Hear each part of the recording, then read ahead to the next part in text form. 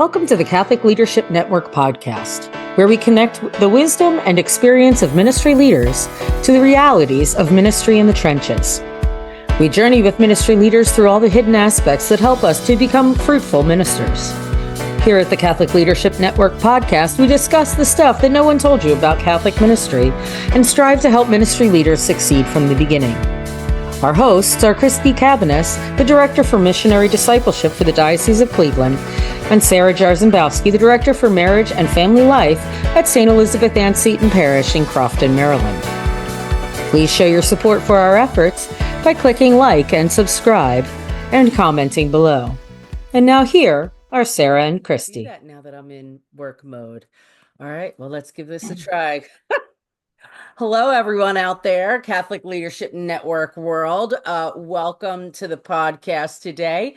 We are going to be chatting again about mentorship. It's such a rich conversation. And Christy and I are here today with Sandy. Sandy is a spiritual director in a private practice and is currently in her final year training as a supervisor of spiritual directors. She leads individuals and groups through the Ignatian exercises and offers spiritual direction in association with Catholic Campus Ministry Association, CCMA. Kathy, let's get another cup of coffee, people. Sandy is the founder of the Women at the Well, who are a growing and vibrant collection of prayer groups across the state of Pennsylvania that meet weekly to pray with the scriptures using Lectio Divina. Sandy has done extensive study at Seton Hill University, Loyola University of Chicago, and the Pneuma Institute of Spirituality. Did I say that right, Pneuma? Yeah. Yeah, you did. All right. Sandy and her husband, Mark, are empty nesters living near Greensburg, Pennsylvania, with their two feline companions. They have 3 adult children and 1 granddaughter who visits them weekly. Oh, that's so awesome. When Sandy is able, she enjoys writing writing icons and planning the next road trip and B&B stay. In the meantime, she puts on some bluegrass music and tries to choose joy in all things. Wow, you write icons. That's very cool. That is super, super cool. That's a whole unique, intricate thing in itself. I love that. I love that. Well, welcome, Sandy. We're really excited to have you here, really. So thank you. Christy said that you were one of our go-tos for this. So I'm really excited to meet you and to get to know you and share you with our listeners. So, all right, Christy, where are we starting today? Well, I just want to add right in there, whenever we said that Sandy writes icons, she also is a prolific artist, and has tons of religious art as well that is just phenomenal. As a matter of fact, Sarah, you probably have one of her pieces, which is a scarf that I gifted to you for your birthday. Ha ha, look at that. That I'd have totally worn that today. I had it in hand yesterday. Listener, the face was amazing. I love that scarf. Oh, wow. Yeah. I am so honored by you too. It's so sweet. Oh, it's good to have you here. Well, and also for all of our other listeners, Sandy's a prolific listener to our podcast since its earliest inception, really. And so I just want to say, like, if you make yourself available to us, we will have you on the show, listener. So truth. Like, there's wisdom. We've got wisdom, people. Last night I was with middle schoolers, and what we kept on saying was, and we're back. Okay. Let's talk about mentorship on this podcast today. Sandy, you're a spiritual director. I'm going to actually start with a question about what's the difference, do you think, between being a spiritual director and being a mentor? Oh, yes. When you first mentioned, mentorship, the topic of mentorship, my idea right away went to, well, who are the mentors I've had? And I thought, well, what is a mentor? So I could figure out, what does society say that a mentor is? Okay. And I was actually surprised that they said, how the mentor needs to be empathetic and listening and whatnot. So a lot of the qualities of a mentor are similar to a spiritual director, Mm. with the exception that that spiritual director is focusing on their directee's relationship with God Mm, and walking together with them and saying, okay, as we walk, hey, is this God over here talking to you? Is this a sign here? And that, or affirming the directee when, they really do have an experience with God. And then also being very aware when that sly enemy comes charging in and tries to fool us. yeah. So, the difference between the spiritual director and the mentor really is, beyond the goal, okay, of that director walking with the directee, but the mentor is there trying to encourage that person to really live into their identity, to bring their gifts and talents out, and hopefully become so proficient at like the topic, like say you have somebody that's a professional mentor, that this person moves beyond the mentor steps away and is not as involved. Mm. Right. That is a big difference because the director likes to, it's one of my companions, the director is there walking always, Mm. Mm, the directee. Mhm. And the mentor's going to ebb and flow. There's going to be more of a beginning and an ending with a lot of the mentors, the yeah. mentor relationships we have. Yeah. Do you think what I'm hearing is sometimes, not sometimes, I think that this is really the case. Like mentor is on the journey, the mentor is like a couple of steps ahead and sort of leading from in the front, whereas a spiritual director is more beside and sort Right. of pointing in the path and sometimes behind, but sort of pointing to the Exactly. path. Exactly. And so, to do a compare and contrast, looking at their commonalities, you know, when you go to a mentor, you need somebody who's been there before. I've walked this Mm, path. I know what it looks like. I know the pitfalls. I know where the potholes are. I know where the oases are. And, I can kind of watch out for you. Mm. And the director is the same. yeah. Mhm. We can't walk with people in a place where we've never been. How are we going to mentor somebody through something that we're not aware of? And that's the same with the spiritual director. Yeah. Mhm. Yeah, I know that that was a thing for me is that a lot of people, when they were talking about spiritual direction, and a lot of people want to go to a member of the clergy, and that's fine. That's totally Mhm. okay. I think that it's helpful for when you need to go to confession, like you can keep that kind of relationship right beside each other and together.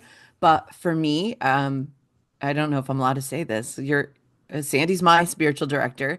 And so for me, I needed a woman, and I needed a woman that had been in lay ministry, that was a mom, that, like, you know what I mean, that knew what it was to walk in my shoes in that way, and not that I was looking for my spiritual director to be my mentor exactly, but I needed a spiritual director that knew what my lived experience with God would be in order to help me, that I could respect in that way, right? So I think too, there's a respect element that's similar to both characteristics, right? You respect where the mentor is coming from, you respect where the spiritual director is coming from as well. Does that make sense? Mm. Exactly. Exactly. We do need that, and, we look to our mentors for their wisdom, because they have walked in that place, you know, and we need that commonality, that relationship with the mentor, as we need with the spiritual director. So there are a lot of similarities, but I really think it's, why are we here together? What is our end goal? Mm.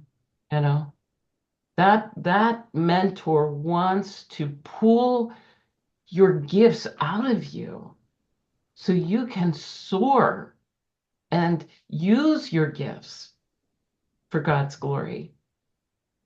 And then they pull away and pull away. I'm not needed as much, Mm.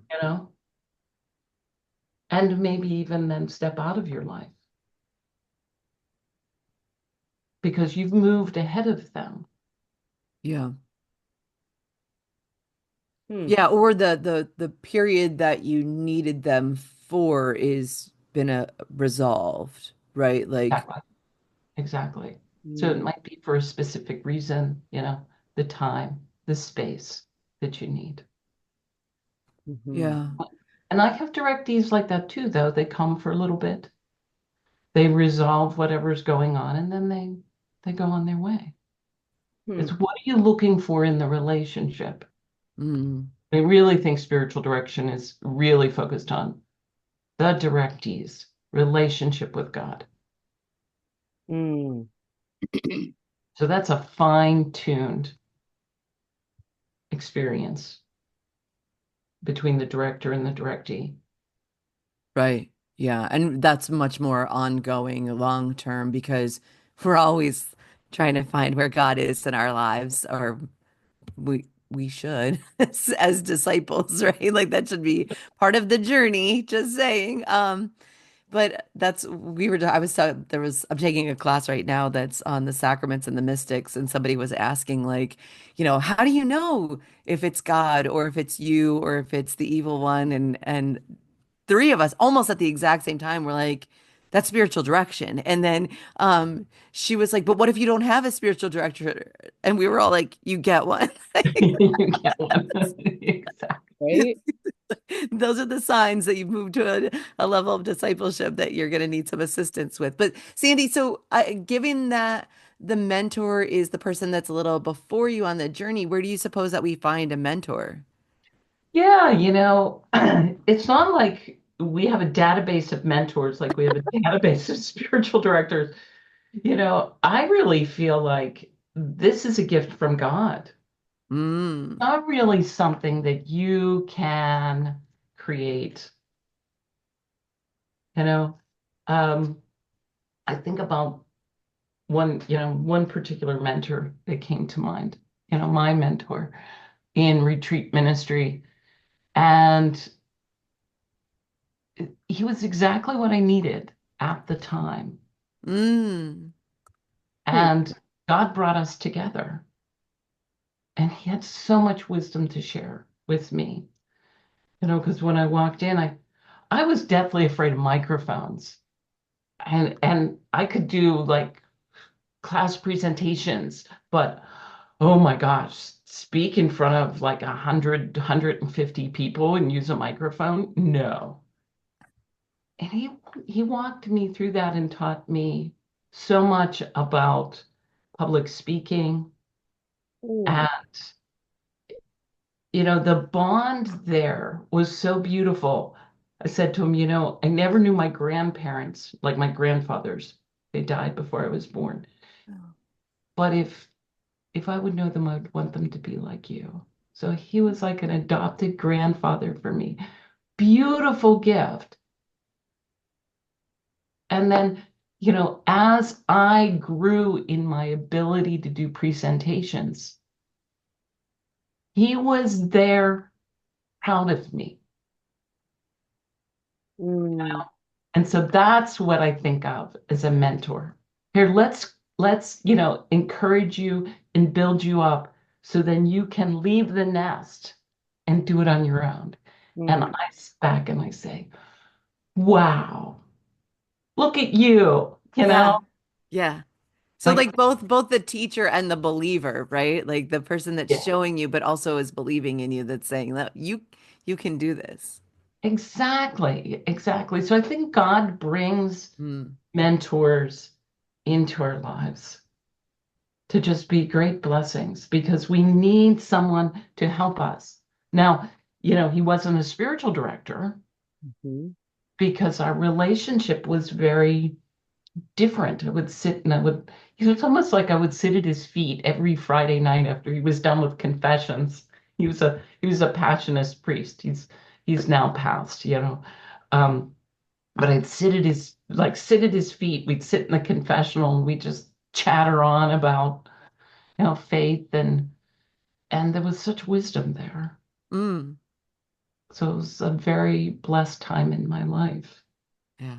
So I think, while we can approach someone, maybe if we're working in a parish or we're working in a diocese and we see someone that, boy, they have such wisdom and I would really love to pick their brain, and maybe invite them for coffee and sit down and talk with them and be open to the relationship.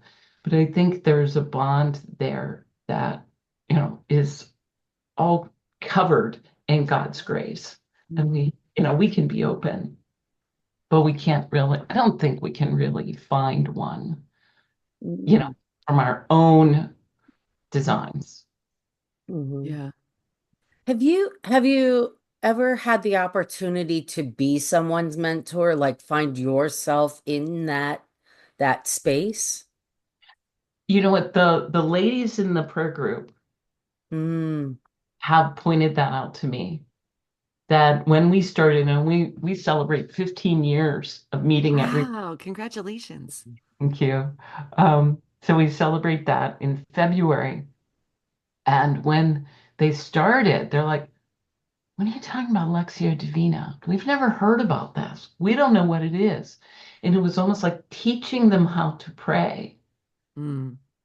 But Mm. after I taught them, it was encouraging them. Yes, you can do it. You can do it. And now I don't have to go every Thursday. I mean, life happens, right? I can't always be there. Or like when I was really struggling with this, cough I have, I'm like, I can't lead you until I can step back and they lead. And so I sit back and it's like I'm proud of them because they're doing it. They pray in this way and they have my encouragement, but they're doing it on their own. They don't really need me. So now I find myself branching out to other areas and building other groups and encouraging them. So I do more travel and the building of the other groups now, while the main group in Greensburg is sustaining. Mm. And that was, one of them pointed out to me, well, you just sit there and you're just so proud of us. And it's wonderful to see. And I thought, I never thought about that. But yes, I am. I'm Mm. very proud of them. That's It's so great. cool to be in that space and to be affirmed in that. I'm so glad that you have that affirmation, you know? It's such a gift. It's such a gift to see people really dive into the scripture and relate to God and share that, be secure in themselves that they share that, and you see the Spirit moving and say, "Yes, Lord." So Nice. I'm hearing that it's while it's structured, it's kind of not structured, like it becomes structured. It's entered into in a freestyle, free-flowing, follow the spirit, but then it becomes structured. Is that Mm. is that right? You mean the prayer? Um, Mentorship. Mentorship. Yeah. Yeah. I think the introduction and being open to the movement of the Spirit of bringing two people together. Mm. And I think that's the same with spiritual direction. You know, Hmm. um, when you talk to somebody that you connect with them. Yeah. So, That I they, mean, I was kind of thinking about, You mentioned that you chatted with your mentor about public speaking every Friday. Like it is there a certain amount of time that we should be engaged in this? Is it like how do we know how much time to spend with our mentor? Yeah, see, it wasn't as structured for me, my experience of it.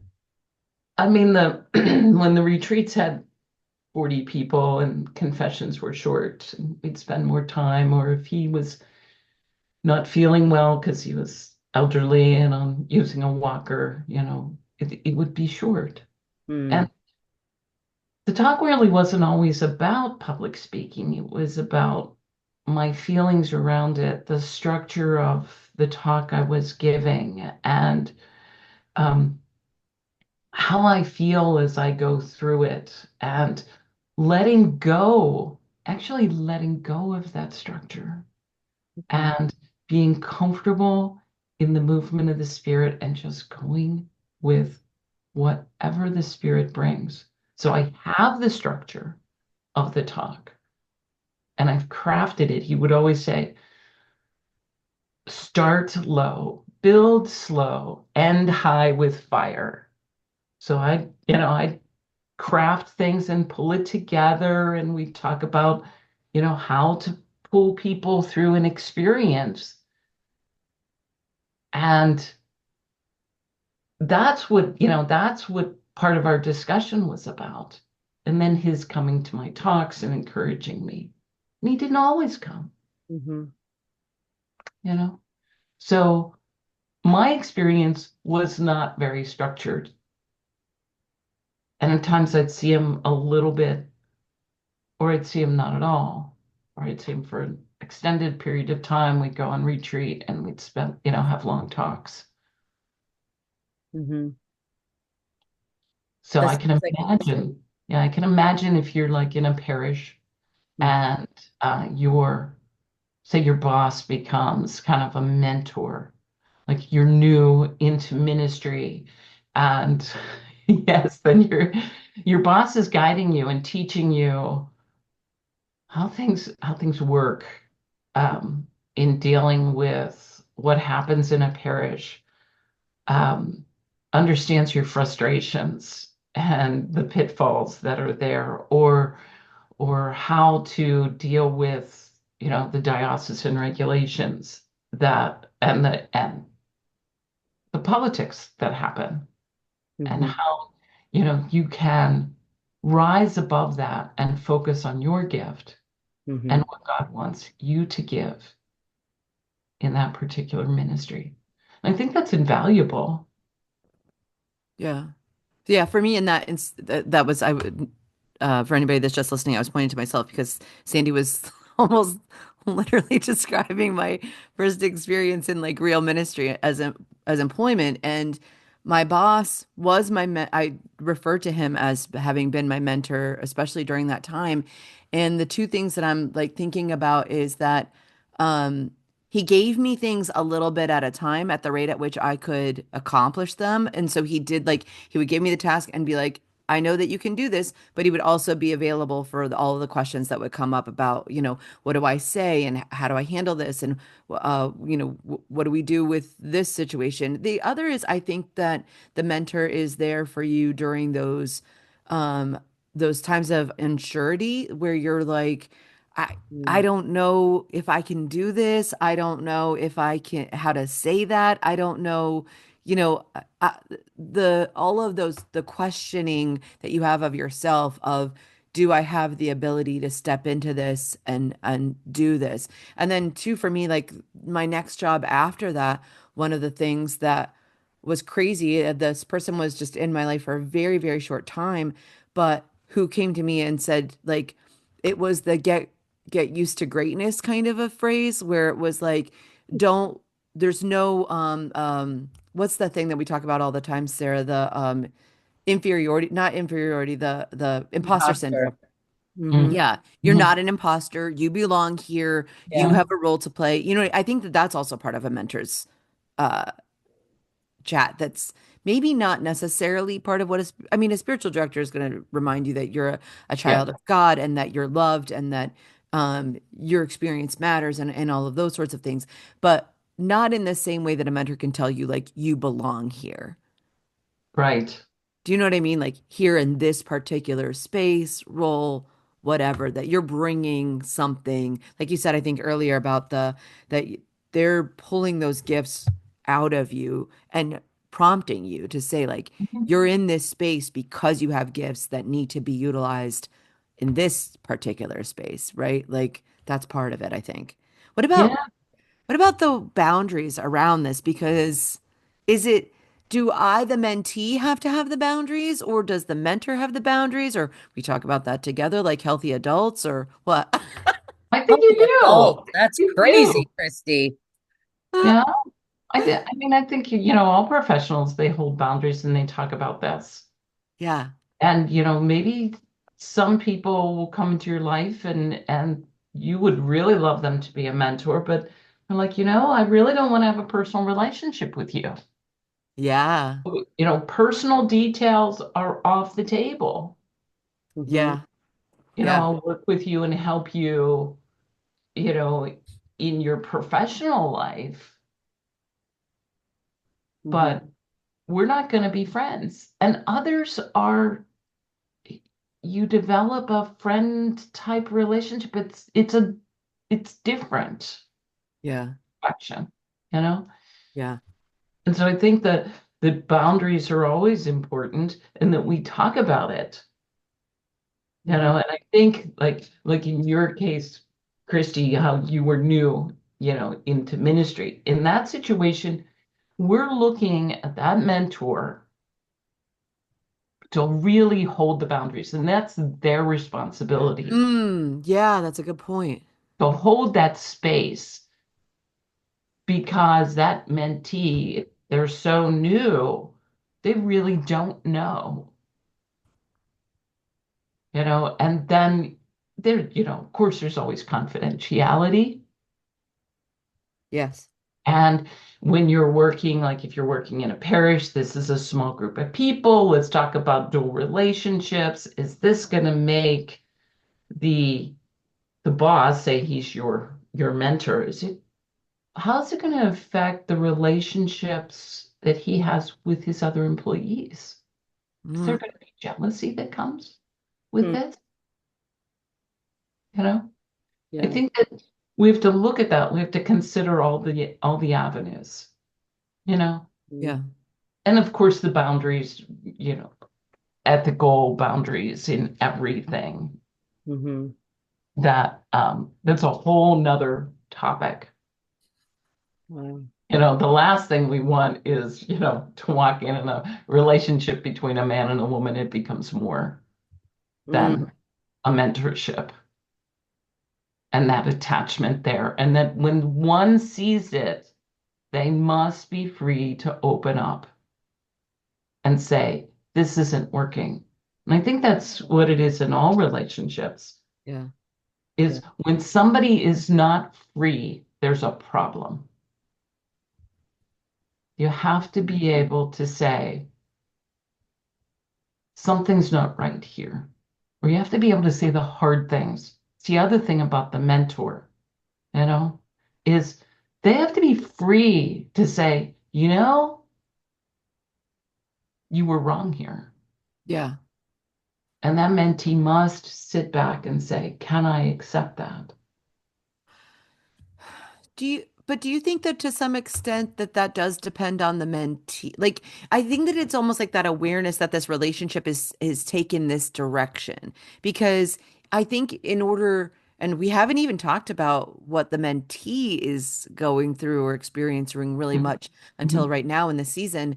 But I think that that's part of it. Like that was for me, I specifically came with the expectation that I'm not really sure if I know what I'm doing. I said that to him as we began that relationship was I hear you. You think that I can do this work. That's great. I am going to be leaning hard on you for guidance, support, direction. I'm going to ask you a million questions. And I said that like almost like a threat.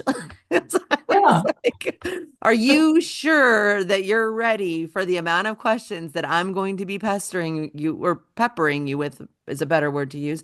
Because I'm really new. I'm really, really new at this. And the other is, I think when you're taking on any new, I don't want to use the word task, but skill set, maybe is a better way to put that. Like Mm. there is a desire to do it well. And so, yeah, so that striving, I think, is there.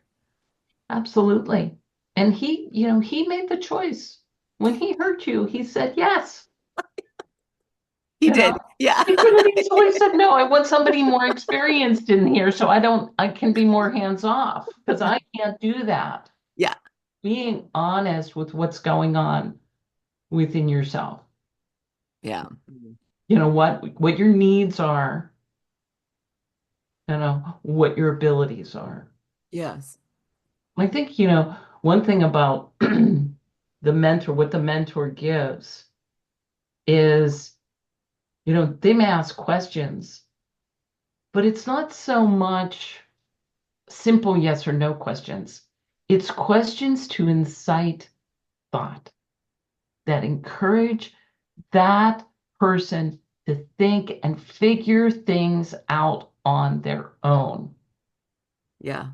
Okay. Yeah. Is that possible? Because the goal is to build up the person so they can think, they can be independent, they can go out there, function in ministry, and not need you. So that means the ego has to take a back seat. Mm-hmm. And that's really important and really important to keep in check Yeah. because we Yeah. all know that can go crazy. Or I was because the other thing I was thinking about it with an unbalanced like mentor mentee or the attempt at is whenever someone thinks that they're going to mentor you and you're like, no, I'm good. Yeah. Yeah. There, there is a mutuality and a gift in mentorship, Yeah, really. And that's why I say I really trust when God brings them together. that's brilliant. That is amazing. I really love that. Um, how often do you think, well, this is a question. You said that you were meeting with your mentor basically weekly, Pretty when you, much, yeah. yeah. Is that Does it just depend? Is it like, do you think that's it? What, say more about like how often are you getting together with this mentor for your direction? I really think it depends on what you need. I walked in, I was like, this was it was my ministerial internship, really my first job in ministry. Sure, I had volunteered with youth ministry and done things like that. But this was the really first intense one. And I didn't know what I was doing. Oh my gosh. I had not a clue. And it was, why am I here in retreat ministry? I really don't know. I'm just seeing God, invite me and I'm just kind of following along. So it's really learning from the beginning. And so what are the needs that are there that are identified? Yeah. Mm-hmm. And, you know, my mentor, like I said, when he was available, then we would come together and talk. Yeah. So it was weekly during the retreat season. But when we would break at Christmas and I wouldn't see him for 2 months. We'd break in the summer and I just see him on the retreat in the summer. Yeah. So I think it really is individual and it's based upon the person's needs. There's so much richness in our conversation. Thank you. I copious notes. Everybody knows I take copious notes. I just like pages and pages, and then I just dig through it. And thank you for your wisdom. It's really helping me to grow, and hopefully I'm sure our listeners as well. Maybe one day we'll be on retreat with you, Sandy. I think that would be lovely. So. Oh, I'd Um, love that. Love the yeah. history. Yeah. Where can we find information about your retreat ministry? Actually, you know what? I really don't do retreat ministry much anymore. I go on retreat. Okay. I run retreats for women at the well. Okay. Mhm. I'm open to doing days of reflection and whatnot, and doing retreats. So I don't do them as much. I used to Okay. do every weekend. And Ooh. for 8 years, I did them for 26, 28. Oh gosh, I didn't I, realize it was that long. yes, 8 years, 26, 28 years. I've been on many retreats, close to 300 some retreats. And that doesn't include special retreats, grief, Hispanic, young adult retreats, things like that. Yeah. Wow. But yeah, information about me is at my website. I'm sure you'll just, give that a share, Mhm. and we'll talk. Awesome. Awesome. Well, hopefully our paths will cross in person. Before we let you go, our final question is, what do you wish you knew when you started in ministry? Oh my gosh. When I started in ministry, okay, yes, I felt called, and I felt like, oh, I am going to help. And like my mother would always say to me, you're so helpful. And even the Greek meaning of my name is helper of mankind. Is You it know? really? Yeah, so it's like, okay, I'm really gonna live into this. Okay.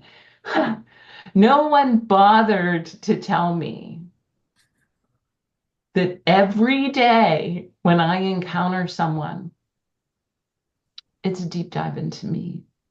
It's going to take a lot of introspection and be open to, where is God leading me? Okay. It's going to, I don't want to say trigger, but it's going to bring up in me my own spiritual journey, and how am I called to draw closer to God? Mm. And what are the things, that I need to work out? I mean, we all have stuff, right? So I have my own stuff. And it's okay. You know what? It's time for you to face this piece.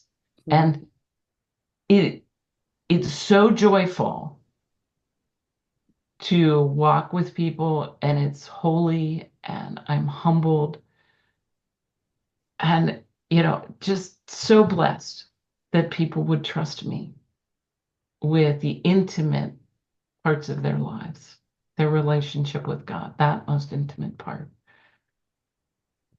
But it's no, I never expected the deep dive into myself at the beginning of ministry. I thought it was going to be all about everybody else, and I was in service. And God laughed. Yes.